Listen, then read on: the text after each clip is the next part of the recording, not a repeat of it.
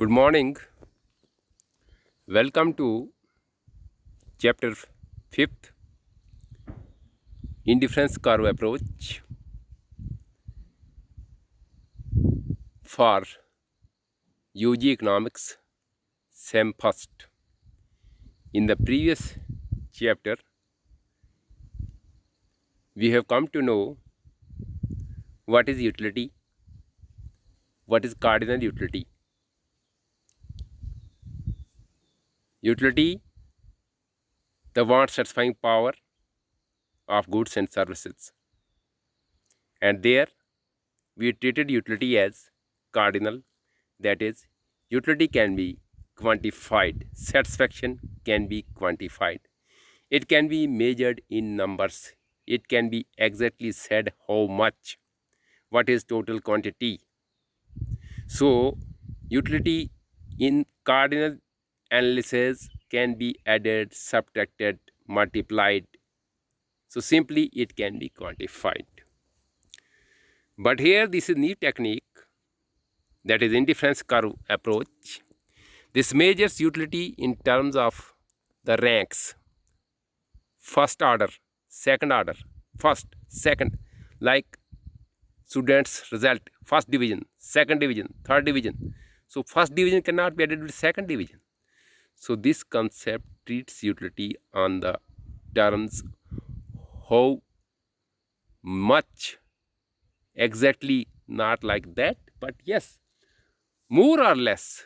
It can be said here, more or less. We cannot say how much here. We cannot say what quantity, what exact number. So, utility in indifference curve analysis cannot be put in numerical terms. Yes, it can be said more or less, higher satisfaction or lower satisfaction, less satisfaction. So, let me know that we start the indifference curve approach. The first tool here is the indifference curve. So, what is the indifference curve? Indifference curve is the curve that gives its equal satisfaction to the consumer on all its points from the purchase of any two goods from the market. So, suppose there are any two goods, one may be a pen, another may be notebook. So, any combination of these two goods can be purchased from the market. So, different combination can be there, and the concept says that on all combinations the consumer should get equal satisfaction. So, indifference curve is the curve that joins such points which give equal satisfaction to the consumer. So, simply it is the equal satisfaction curve. It is the rank measure of the utility. So, this tool, this concept measures the utility in terms of orders, in terms of ranks, first, second, third. The curve slopes downward from left to right. Why?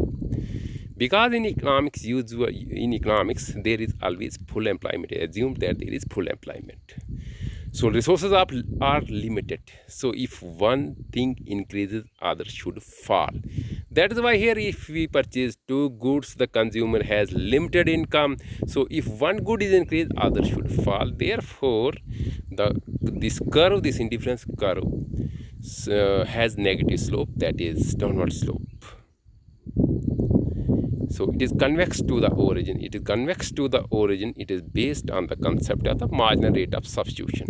In the cardinal, there was marginal utility, and marginal utility was the additional satisfaction. Here it is the marginal rate of substitution, the rate at which one good is exchanged for another. So that means if there are two goods, one is apple, another is banana, if the consumer wants to increase the apple, the number of or some other goods, there may be other combination. So to increase one combination, the consumer has to sacrifice the other. So the rate at which this exchange takes place is called the marginal rate of substitution, and this marginal rate of substitution is diminishing.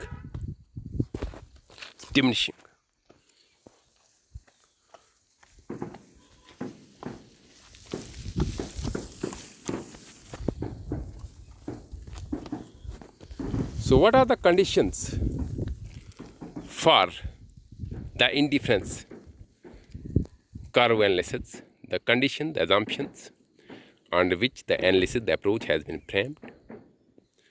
First approach is that, first assumption, first condition is that utility is ordinal in nature, means it cannot be quantified. Second condition is marginal rate of substitution is assumed diminishing. Why diminishing? Because to increase the one good, other has to be sacrificed.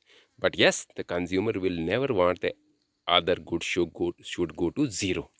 So further, other good cannot be the perfect substitute. One good cannot be the perfect substitute for the for another. So satisfaction cannot be just fulfilled by just one good. So marginal rate of substitution is diminishing. It is falling in nature.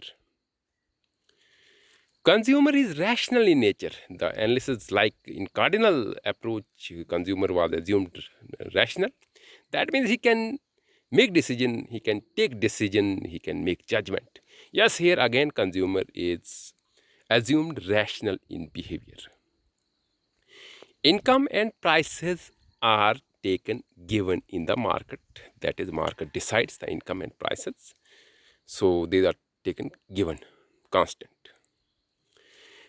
Transitivity approach is assumed here.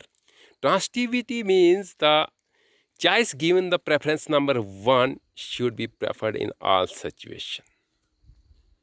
The consumer must not betray, rather he cannot, then his or her decision will become inconsistent. So this is the consistent behavior. So let me explain how to draw the indifference curve. So this is negative slope. Let me take some table. We can explain it with the help of table. So the different combination of any two goods can be taken. Let me assume the good x and y. There are two goods. So combination first is 1x and 15y. So first combination is, suppose 1 apple and 15 bananas. Second combination is 2x and 11y. That is, as the x is increased, the good y falls to 11. So to calculate the marginal rate of substitution, here the exchange rate is to gain 1x, we lost 4 of y, 4 units of y. And combination C shows 3x 8y. So here again the loss of 3 y's, and so on as we go on adding good x, the quantity of y goes on falling, but the rate of fall is decreasing. First it was the loss of 4 units, then 3 units, then 2 units. So marginal rate of substitution is falling. So on the basis of this table, we can draw the curve. So joining all point combinations A, B, C, D, we get a curve like this in the figure. So this is OY axis, here OX axis and OY axis, and taking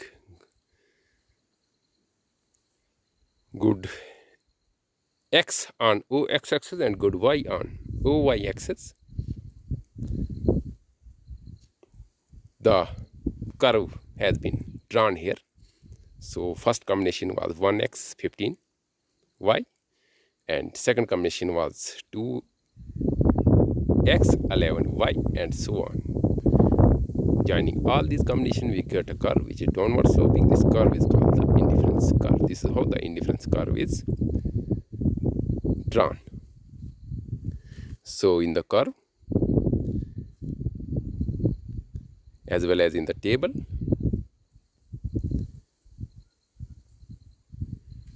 the table shows as the good x rises, that of good y, quantity of good y falls, and similarly in the graph, with the increase in good x, quantity of good y falls.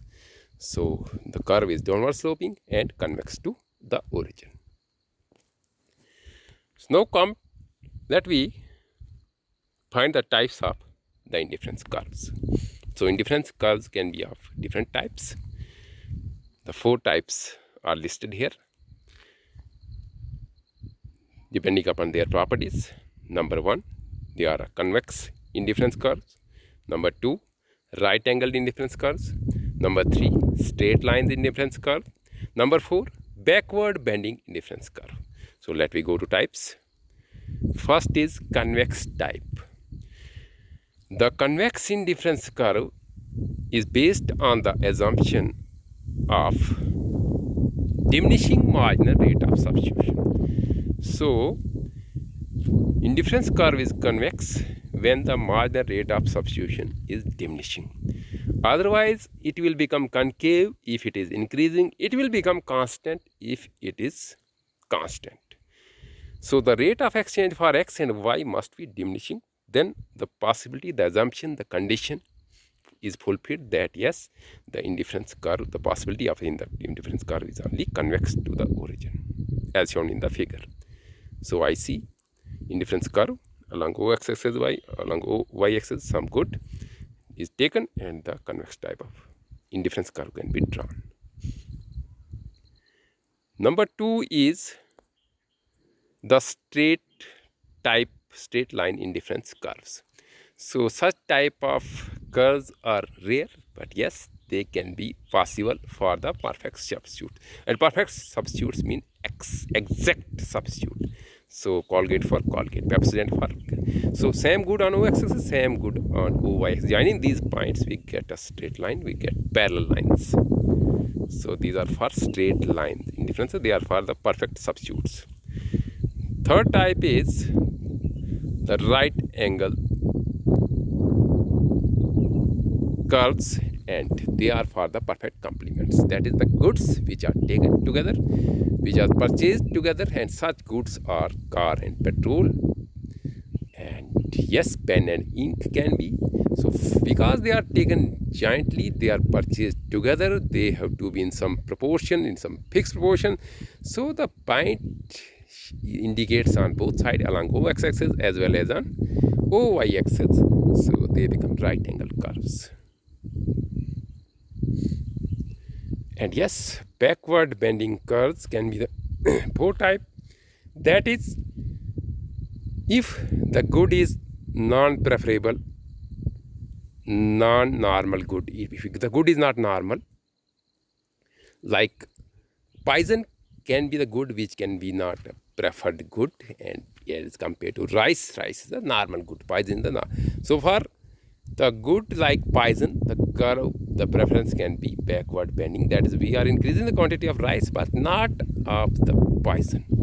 So it can be poison. Yes, if the poison is taken on OY axis and rice on O axis, the curve can become forward bending. So for the bads, for the non-preferred goods, the curve can become forward bending or backward bending. So 4 types of indifference curves can be explained this day. Now coming to the properties, the features, the assumption, the characteristics of the indifference curve approach. So what are the major characteristics of this technique? Let me consider. So the first property of the indifference curve is downward sloping. The downward sloping in the sense that if one good is increased, the quantity of one increases, that of other falls. So negative slope, the downward slope, is the reason due to the property that both good cannot be increased at the same time, both cannot be decreased at the same time. Yes, one increases, other falls. So let we draw the slope again. We can take this along O x-axis, quantities of a good x, and along O y-axis, quantity of good y. And yes, the downward sloping curve can be there.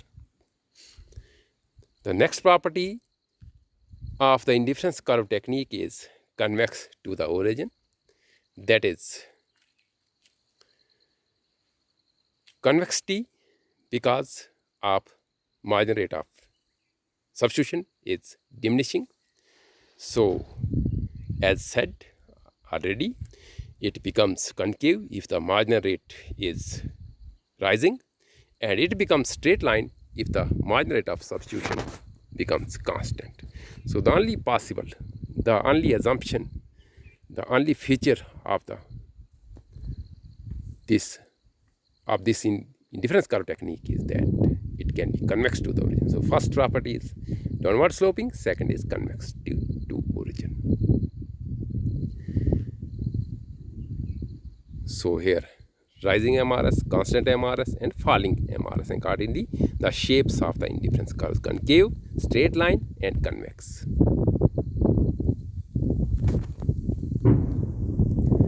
Third property of the indifference curves is higher curve gives higher satisfaction.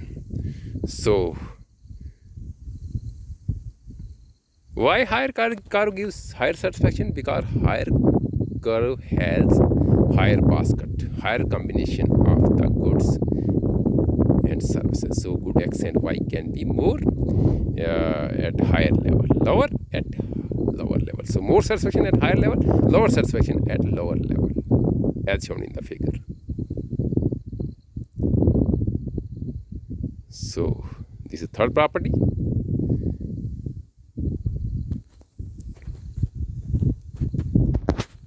And the fourth property of the indifference curve technique is that two indifference curves cannot touch each other or cannot intersect each other. Why? Because of the assumption. The condition is transitivity. What is the condition of transitivity? The transitivity says that the highest preference, the number one preference given to any good cannot become number 2 or 3 in different situations. So consistent behavior should be observed. So if two curves touch at a point, it becomes that these are not two but just one satisfaction level. So two curves cannot touch each other.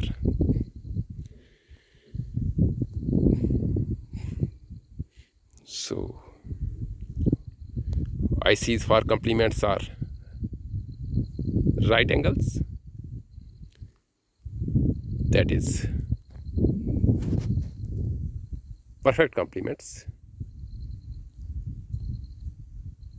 which are taken together and they become right angles. This next property.